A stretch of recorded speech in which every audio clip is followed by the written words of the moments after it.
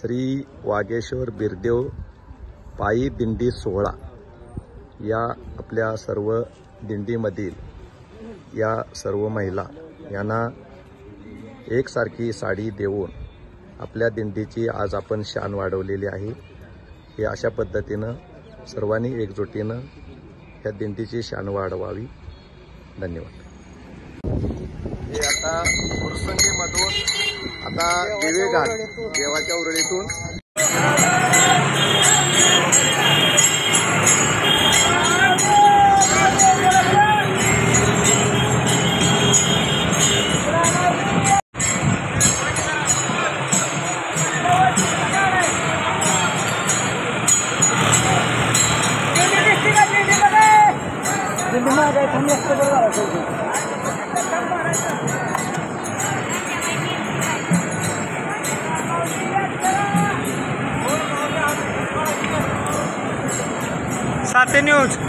साते न्यूजला पहा, साते न्यूज 11।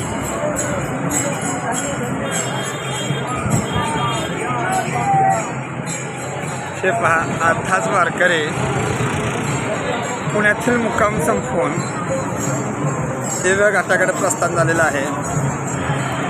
वारकरी मस्तपैकी आनंद घेत छानपैकी प्रवास करत आहे। रामकृष्ण हरी माऊली।